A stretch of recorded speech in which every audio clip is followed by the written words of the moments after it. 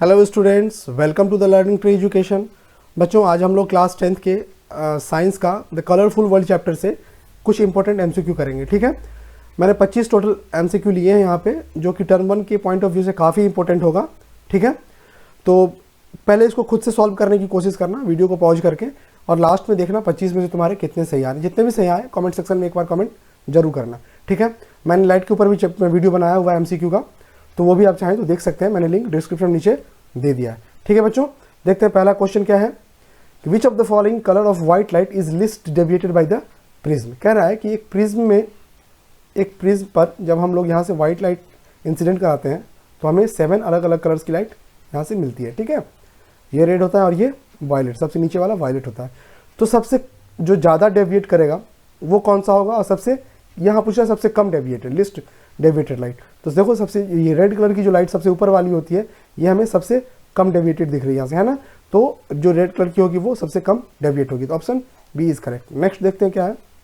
The splitting up of white light into 7 colours on passing through a prism is called.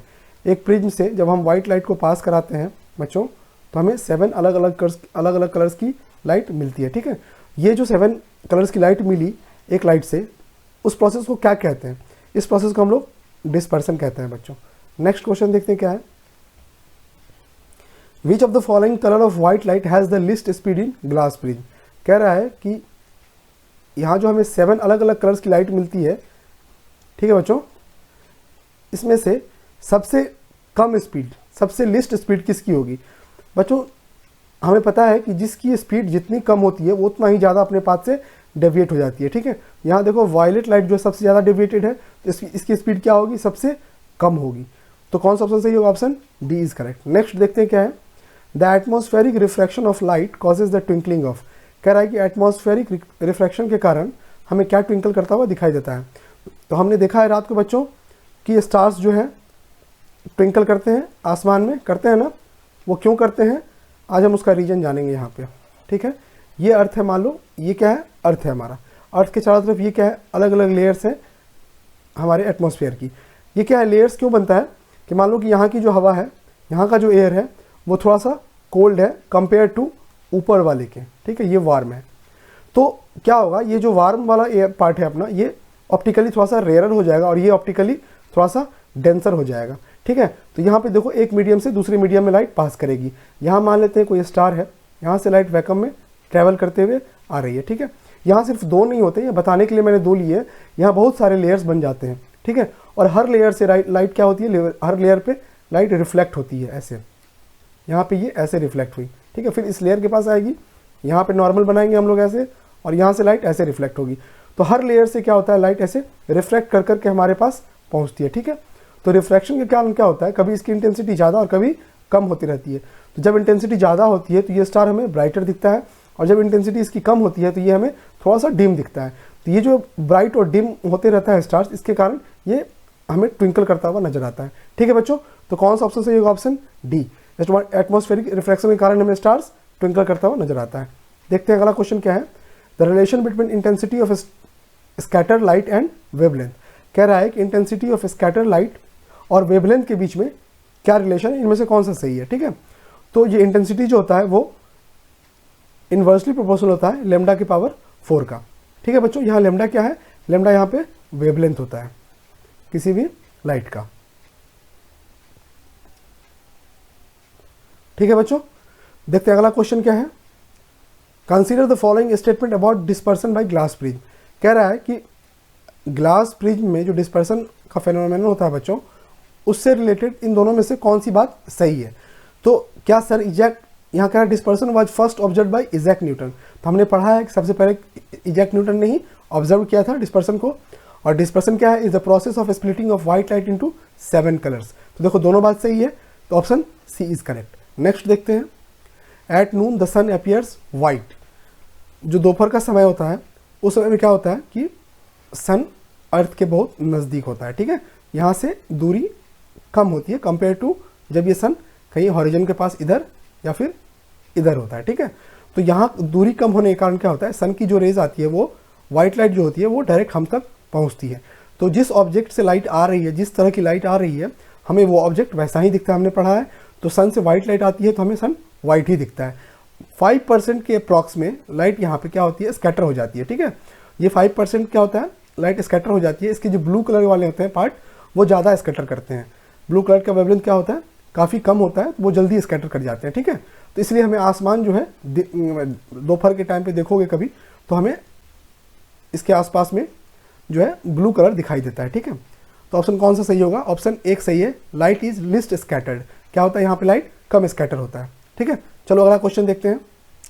Which of the following phenomena of light are involve in the formation of a rainbow. कह रहा है कि rainbow के formation में इनमें से कौन सा फेनोमेना इन्वॉल्व है। ठीक है, पहले तो देखते हैं कि रेनबो फॉर्मेशन होता कैसे है।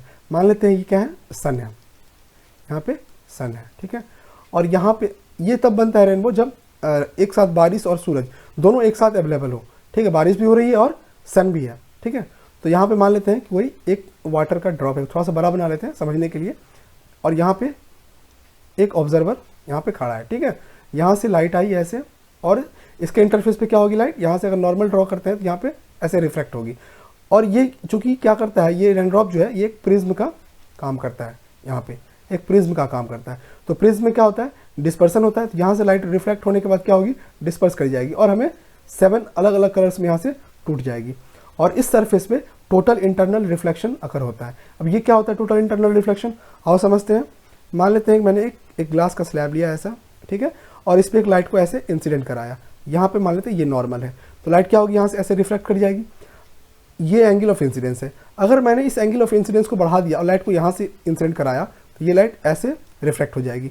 ऐसे करते करते एक पॉइंट ऐसा आएगा, एक ऐसा एंगल आएगा, एंगल ऑफ इंसिडेंस आएगा, जहाँ से लाइट रिफ्लेक्ट करना बंद कर जाएगी और यहाँ से इसी मीडियम में क्या होगी, रिफ्लेक्ट कर जाएगी। ठीक है, ये रिफ्लेक्ट ना करके इसी मीडियम में वापस रिफ्लेक्ट कर जाएगी। तो ये जो एंगल ऑफ इंसिडेंस होगा, जिस एंगल ऑफ इंसिडेंस पे ये लाइट टोटली यहाँ से रिफ्लेक्ट कर जाएगी, उसको हम लोग क्रिटिकल एंगल बोलते हैं बच्चों। ठीक है, और इस फेनोमेनन को टोटल इंटरनल रिफ्लेक्शन बोलते हैं। तो यहाँ पे जो लाइट है, यहाँ पे इस सरफेस पे आईसी एंगल से इंसिडेंट होती है, यानी क्रिटिकल एंगल से इंसिडेंट होती है, और यहाँ पे टोटल इंटरनल रिफ्लेक्शन हो जाता है। ठीक है, यहाँ से यहाँ आने के बाद ये लाइट इस सरफेस पे फिर रिफ्लेक्ट करके बाहर निकलती है और हमें रेनबो का फॉर्मेशन होता हुआ दिखता है बच्चों। तो यहाँ देखो, यहाँ पे रिफ्रैक्शन इन्वॉल्व है, यहाँ पे टोटल इंटरनल रिफ्लेक्शन भी इन्वॉल्व है, और यहाँ पे डिस्पर्सन भी इन्वॉल्व है। तो कौन सा ऑप्शन सही होगा, option B is correct. Next देखते हैं क्या है बच्चों। Which of the following statement is correct regarding the propagation of different colours of white light in air. ठीक है, तो लाइट जब एयर में ट्रेवल करती है बच्चों, तो हमें तो पता है कि उसमें 7 अलग अलग कलर्स की लाइट मर्ज होकर के एक व्हाइट लाइट बनती है। लेकिन एयर में जो है व्हाइट लाइट जो है, उसके अंदर जितनी भी लाइट है सब सेम स्पीड से ट्रेवल करती है। देखो ऑप्शन सी क्या कह रहा है, all the colours of white light moves with the same speed. ठीक है, तो ऑप्शन सी यहाँ पे सही होगा। अगला क्वेश्चन देखते हैं क्या है। The danger signal installed at the top of tall building are red in colour. These can be easily seen from a distance because all the other color among all the other color because the red light is, क्या होता है कि हमने देखा है शहरों में भी बड़े बड़े बिल्डिंग पे क्या किया जाता है, एक रेड लाइट को ऐसा डेंजर सिग्नल की तरह लगा दिया जाता है, जो ब्लिंक भी करता है कभी कभी और कॉन्स्टेंटली जलते भी रहता है। ठीक है, तो ऐसा क्यों करते हैं हम लोग, रेड लाइट का इस्तेमाल क्यों करते हैं बच्चों। हमने देखा है कि रेड लाइट का जो वेवलेंथ होता है ये काफ़ी बड़ा होता है, तो ये दूर तक ट्रैवल कर सकता है बिना स्कैटर किए हुए। तो कहीं दूर से भी अगर हम इस लाइट को देख रहे हैं तो ये हमें बिना किसी स्कैटरिंग के दिखाई देगा, आराम से रेड लाइट यहाँ पे दिखाई दे सकता है। ठीक है, तो हम लोग इसीलिए इसका इस्तेमाल करते हैं डेंजर सिग्नल के लिए। ट्रैफिक लाइट पे भी हमने देखा है कि जो रेड लाइट का इस्तेमाल है वो स्टॉप के लिए किया जाता है, रुकने के लिए किया जाता है। ठीक है, क्यों, क्योंकि अगर दूर से कोई आ रहा है व्हीकल लेकर के, तो उसे दूर से ही रेड लाइट दिख जाए कि यहाँ पे सिग्नल जो है वो रेड हो रखा है। ठीक है, अगर यहाँ पे दूसरा कोई लाइट रहेगा तो हो सकता है वो जल्दी स्कैटर कर जाए, लेकिन रेड लाइट का वेवलेंथ बहुत ज़्यादा है तो ये स्कैटर नहीं करता है जल्दी और दूर तक हमें दिखता है ये। ठीक है, देखो इसका ऑप्शन कौन सा सही होगा, ऑप्शन बी इज, क्या कह रहा है कि is scattered the list by the smoke और फॉग। तो option B is correct. Next देखते क्या है। Which phenomenon is responsible for increasing the apparent length of the day by 4 minute. हमारा दिन एक्चुअली जितना बड़ा होना चाहिए था उससे 4 मिनट ज़्यादा बड़ा होता है। ये क्यों होता है बच्चों, ये देखेंगे। यहाँ पे मान लो ये हॉरिजॉन, ये अर्थ है और इसका ये हॉरिजॉन है, तो सन को एक्चुअली इसके बाद सनसेट हो जाना चाहिए था। मान लो कि सन इधर से इधर की तरफ गई, तो यहाँ पे इसको सनसेट कर जाना चाहिए था, लेकिन सन हमें यहाँ तक दिखते रहता है, 2 मिनट बाद तक भी दिखते रहता है। ऐसा क्यों होता है, क्योंकि हमारे अर्थ के बाहर क्या है बच्चों, एटमॉस्फेयर है। ठीक है, अभी पढ़ा हमने, यहाँ पे एटमॉस्फेयर है, तो लाइट अगर एटमॉस्फेयर नहीं होती तो ये लाइट यहाँ से सीधा पास कर गया होता, लेकिन चूंकि यहाँ पे एटमॉस्फेयर है तो यहाँ से ये रिफ्रैक्ट करके हम तक पहुँच जाती है ऐसे, ठीक है, लाइट इसकी। तो हमें सन यहाँ तक भी दिखाई देता है, 2 मिनट बाद तक दिखते रहता है एक्चुअल सनसेट के बाद, ठीक है। वही सेम केस सनराइज के टाइम पे होता है, अर्ली सनराइज होता है। मान लो कि सन हमें यहाँ से दिखनी चाहिए थी, लेकिन जब सन एक्चुअली में यहाँ होता है तभी यहाँ से जो लाइट निकलती है वो हमारे एटमॉस्फेयर से रिफ्लेक्ट होकर के हम तक ऐसे करके पहुँच जाती है, ठीक है बच्चों। तो हम यहाँ से देख पाते हैं 2 मिनट पहले। तो 2 minute in the morning and 2 minute in the evening, ये 2 मिनट बढ़ रहा है हमारे दिन में, तो कितना टोटल 4 मिनट बढ़ रहा है एक्चुअली। ये किसके कारण हो रहा है बच्चों? रिफ्रैक्शन के कारण हो रहा है। कभी रिफ्रैक्शन, स्कैटरिंग और डिस्पर्सन में कंफ्यूज नहीं होना है, इन तीनों पे ही क्वेश्चन मैक्सिमम पूछे जाते हैं बच्चों, ठीक है। देखते हैं अगला क्वेश्चन क्या है। Which of the following phenomena contribute significantly to the reddish appearance of the sun at sunrise और सनसेट। कहता है कि सनराइज और सनसेट के टाइम पे हमें सन रेड क्यों दिखता है। चलो फिर से एक बार देखते हैं। यहाँ पे मान लो ये हॉरिजन है, सन जब हॉरिजन के पास होता है तो इसकी दूरी जो है कंपेयर टू एट नून ये बहुत ज़्यादा होता है, ये दूरी जो है बहुत ज़्यादा होता है कंपेयर टू जब सूरज हमारे ऊपर होता है, ठीक है। तो यहाँ पे क्या होता था एट नून में, सन एक्चुअली नज़दीक है तो व्हाइट लाइट बिना स्कैटर के हमारे पास मैक्सिमम व्हाइट लाइट यहाँ तक पहुँच जाती थी, तो सन हमें व्हाइट ही दिखता था, ठीक है। लेकिन यहाँ पे क्या होता है, दूरी इतनी ज़्यादा है कि यहाँ से जो व्हाइट लाइट निकलती है उसका मैक्सिमम पार्ट क्या होता है, स्कैटर कर जाता है हम तक पहुँचते पहुँचते, मैक्सिमम पार्ट स्कैटर कर जाता है और क्या बचता है, सिर्फ रेड लाइट। और वो रेड लाइट हमें एज ए यहाँ पे दिखता है, सन रेड जैसा दिखता है हमें इसके कारण, ठीक है। वैसे ही अर्ली मॉर्निंग भी क्या होता है, देखो यहाँ पे क्या होता है, सन हमसे काफ़ी दूर होता है तो यहाँ से जो व्हाइट लाइट निकलती है वो मैक्सिमम जो है वहाँ पे स्कैटर हो जाती है, तो रेड लाइट सिर्फ हम तक पहुँच पाती है, ठीक है। तो हमें सन कैसा दिखता है, रेड इसके कारण दिखता है। तो यहाँ पे कौन सा ऑप्शन सही होगा, स्कैटरिंग ऑफ लाइट। यहाँ पे क्या हो रहा है, स्कैटरिंग हो रहा है, ठीक है। तो scattering of light is the correct answer. Next देखते हैं क्या है। Angle of deviation depends on, कह रहा है कि एंगल ऑफ डेविएशन जो होता है प्रिज्म में वो किस पे डिपेंड करता है। पहले तो हम समझते हैं कि एंगल ऑफ डेविएशन होता क्या है। मान लो हमने क्या किया, यहाँ से एक लाइट को इंसिडेंट कराया, ये यहाँ पर रिफ्रैक्ट हुई और ये ऐसे इमर्ज हुई। अगर ये लाइट यहाँ से रिफ्रैक्ट नहीं होती तो ये इसका स्ट्रेट पाथ ये था और ये ऐसे जाती, ठीक है। तो ये जो एंगल बना बच्चों, ये एंगल ऑफ डेविएशन कहलाता है। ये जो एंगल है ये एंगल ऑफ प्रिज्म कहलाता है। और यहाँ पे अगर हम एक परपेंडिकुलर ऐसे ड्रॉ कर ले तो ये एंगल ऑफ इंसिडेंस हो गया, और यहाँ पे एक परपेंडिकुलर अगर हम ड्रॉ कर ले तो ये एंगल ऑफ इमरजेंस हो गया, ठीक है। तो कह रहा है कि जो एंगल ऑफ डेविएशन ये है ये किन किन चीज़ों पे डिपेंड करता है। तो यहाँ पे एंगल ऑफ प्रिज्म पे भी डिपेंड करता है, नेचर ऑफ मटेरियल पे भी डिपेंड करता है और एंगल ऑफ इंसिडेंट पे भी डिपेंड करता है। तो यहाँ option D is correct. Next देखते हैं क्या है बच्चों। A ray of light falls on one face of an equilateral glass prism at 40 degree and emerges from the other face at the same angle, the deviation suffered by the rays. कह रहा है कि अगर हम एक prism पे मान लो हमने एक वाइट लाइट को यहाँ से इंसिडेंट कराया, ठीक है, और यहाँ से ये रिफ्रैक्ट हुई और ऐसे इमर्ज, यहाँ से इसका स्ट्रेट पाथ जो होगा ये होगा और ये इसका एंगल ऑफ डेविएशन होगा, ये एंगल ऑफ प्रिज्म कहलाएगा। और यहाँ अगर परपेंडिकुलर ड्रॉ करते तो ये हो गया एंगल ऑफ इंसिडेंस और ये हो गया एंगल ऑफ इमरजेंस, ठीक है। यहाँ कह रहा है कि हमने कितने डिग्री पे इंसिडेंट कराया लाइट को, 40 डिग्री पे, और ये इमर्ज कितने पे हो रही है, सेम डिग्री 40 डिग्री पे हो रही है, ठीक है। तो कह रहा है कि ये जो एंगल ऑफ डेविएशन है ये कितना होगा। बच्चों एक फॉर्मूला होता है, angle of prism plus angle of deviation is equal to angle of incidence plus angle of emergence. तो यहाँ पे देखो एंगल ऑफ इमरजेंस और एंगल ऑफ इंसिडेंस दोनों दिया हुआ है आपने को, कितना 40 डिग्री प्लस 40 डिग्री। अब यहाँ पे एंगल ऑफ प्रिज्म देखो, यहाँ पे क्या लिखा हुआ बच्चों, इक्विलैटरल ग्लास प्रिज्म बोल रहा है। तो इक्विलैटरल ट्रायंगल में क्या होता है, हर एंगल 60 डिग्री होता है, तो ये एंगल भी कितना होगा, 60 डिग्री होगा बच्चों। तो यहाँ पे देखो एंगल ऑफ प्रिज्म की जगह पे हम क्या रख देंगे, 60 डिग्री, और क्या निकालना है, एंगल ऑफ डेविएशन निकालना है। देखो एंगल ऑफ डेविएशन कितना हो जाएगा बच्चों, यहाँ से 40 प्लस 40 80, और इस 60 को जब इधर लाएंगे तो ये माइनस में आएगा, यहाँ पे क्या बचेगा 20 डिग्री। तो यह एंगल ऑफ डेविएशन जो होगा वो कितना होगा बच्चों, 20 डिग्री होगा। तो option A is correct. Next देखते हैं क्या है। If angle of deviation through a glass prism of angle 60 degree is 40 degree. कह रहा है कि एक ग्लास प्रिज्म है जिसका एंगल ऑफ प्रिज्म कितना है, यहाँ पे दिया हुआ है 60 डिग्री, ठीक है। हमने इस पे एक लाइट को क्या किया, इंसिडेंट कराया, ये ऐसे रिफ्लेक्ट हुई, यहाँ से इमर्ज हुई, इसका स्ट्रेट पाथ कौन सा होगा, ये। तो यहाँ पे ये एंगल ऑफ डेविएशन निकल गया। तो यहाँ पे एंगल ऑफ डेविएशन हमें दिया हुआ कितना, 40 डिग्री। तो पूछ रहा है कि अगर एंगल ऑफ इमरजेंस जो है और एंगल ऑफ इंसिडेंट रे जो है दोनों क्या है, ये एंगल ऑफ इंसिडेंट हुआ और ये एंगल ऑफ इमरजेंस दोनों बराबर है, तो कितना होगा इसका वैल्यू, ये पूछ रहा है। सेम फॉर्मूला लगाएंगे बच्चों हम लोग यहाँ पे, angle of prism plus angle of deviation is equal to angle of incident plus angle of emergence, ठीक है। तो यहाँ पे देखो एंगल ऑफ प्रिज्म कितना दिया हुआ है, 60 डिग्री दिया हुआ है, प्लस एंगल ऑफ डेविएशन कितना दिया हुआ है 40 डिग्री दिया हुआ है बच्चों। और हमें पता है कि यहाँ पे एंगल ऑफ इंसिडेंट जो बराबर है किसके, एंगल ऑफ इमरजेंस के। तो हम लोग 2 एंगल ऑफ इमरजेंस लिख सकते हैं, एंगल ऑफ इंसिडेंट लिख सकते हैं यहाँ बच्चों। देखो कितना आएगा यहाँ पे 100 degree is equal to 2 angle of incidence आएगा। तो यहाँ पे angle of incidence is equal to क्या हो जाएगा बच्चों 100 degree divided by 2 which is equal to 50 degree. तो यहाँ पे ये भी 50 डिग्री होगा और ये भी 50 डिग्री होगा। कौन सा ऑप्शन सही है, ऑप्शन ए इज करेक्ट। देखते हैं अगला क्वेश्चन क्या है बच्चों। A prism is a transparent medium which has how many triangular bases and how many rectangular lateral surfaces. कह रहा है कि प्रिज्म में कितने ट्रायंगुलर और कितने रेक्टेंगुलर सर्फेसेस होते हैं बच्चों। देखो यहाँ पे एक प्रिज्म है, यहाँ पे ये अगर पार्ट देखें, ये वाला पार्ट देखें हम लोग, ये एक रेक्टेंगुलर पार्ट है और सेम इसी से लगा हुआ ये एक पार्ट है जो रेक्टेंगुलर पार्ट है बच्चों, ठीक है। और एक बेस, ये वाला जो बेस है ये एक रेक्टेंगुलर पार्ट है। टोटल कितने रेक्टेंगुलर पार्ट हुए 2।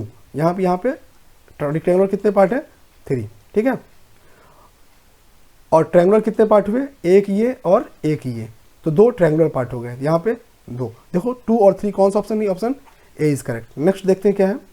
विच of the colour of visible light has the minimum frequency. कह रहा है कि विजिबल लाइट जो है उनमें से किसकी जो फ्रीक्वेंसी जो है सबसे कम होती है, ठीक है। तो यहाँ पे बच्चों हमें 7 अलग अलग कलर्स की लाइट मिलती है यहाँ पे। तो हमें पता है कि वेवलेंथ जो है यहाँ ऊपर से नीचे जो है वो घटते जा रही है। रेड लाइट की क्या होती है वेवलेंथ, ज़्यादा होती है कंपेयर टू वायलेट। वायलेट की जो वेवलेंथ होती है वो सबसे कम होता है, ठीक है।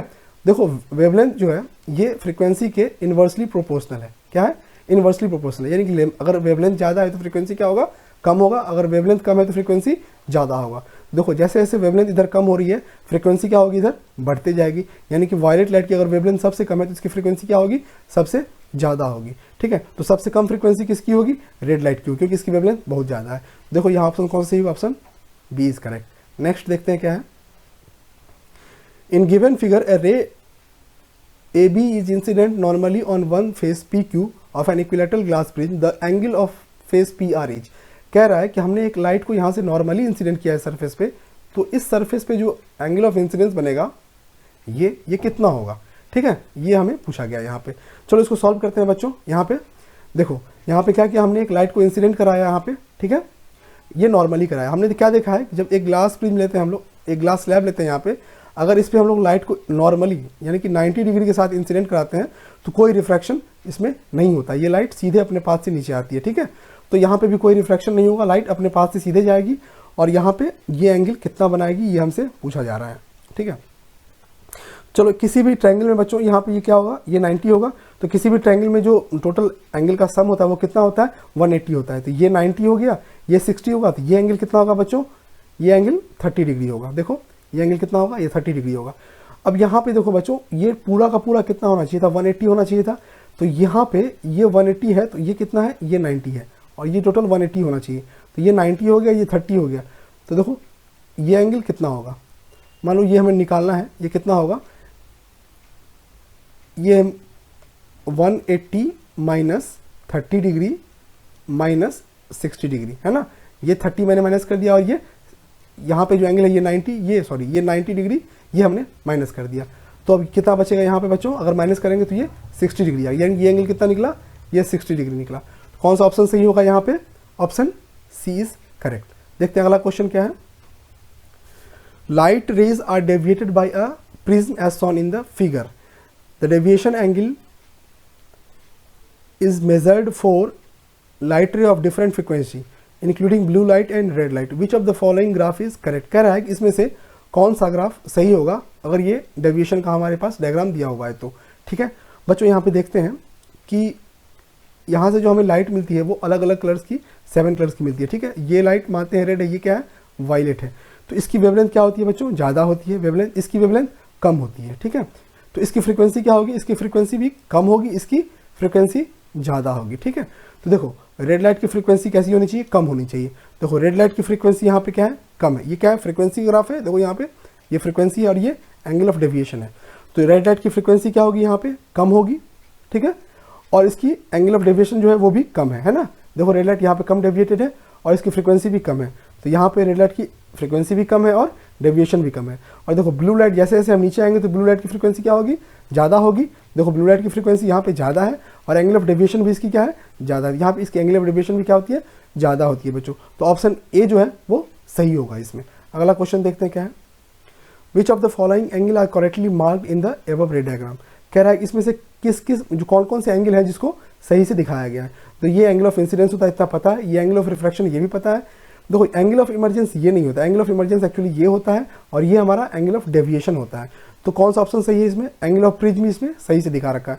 देखो आई, आर और ए सही है। कौन सा ऑप्शन सही होगा, option D is correct. Next देखते हैं क्या question, rainbow is observe when the sun is. Rainbow को कब ऑब्जर्व किया जाता है, जब सन जो है ऑब्जर्वर के पीछे होता है। मान लो ये ऑब्जर्वर इधर दिख रहा है तो सन इसके पीछे होना चाहिए। देखो कहाँ, behind the observer, option B is correct. Next देखते हैं क्या है, how will you use two identical prism so that a narrow beam of white light is incident on one prism emerges out of the second prism as white light. कह रहा है कि एक prism पे, मान लो ऐसा एक प्रिज्म लिया हमने और इस पर हमने एक व्हाइट लाइट को इंसिडेंट कराया। बच्चों यहाँ से हमें ऐसे डिस्पर्सन होकर अलग अलग लाइट्स मिलेंगे, ठीक है। फिर हम क्या करते हैं, यहाँ पे एक दूसरा प्रिज्म को यहाँ पे ऐसे रखते हैं, ठीक है। और ये व्हाइट लाइट जो है ऐसे इस पर हम इंसिडेंट कराते हैं, ठीक है, यहाँ पे इंसिडेंट कराते हैं।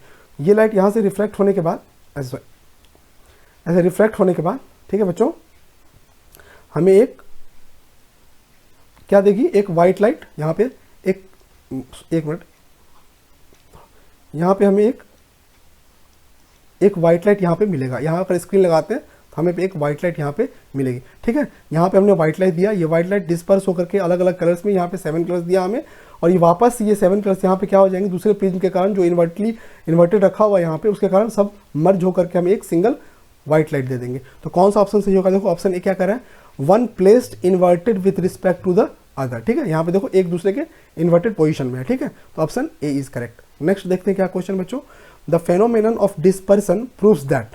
कह रहा है कि जो फेनोमेनन ऑफ डिस्पर्सन है वो इसमें से कौन सी बात को सच करता है, ठीक है।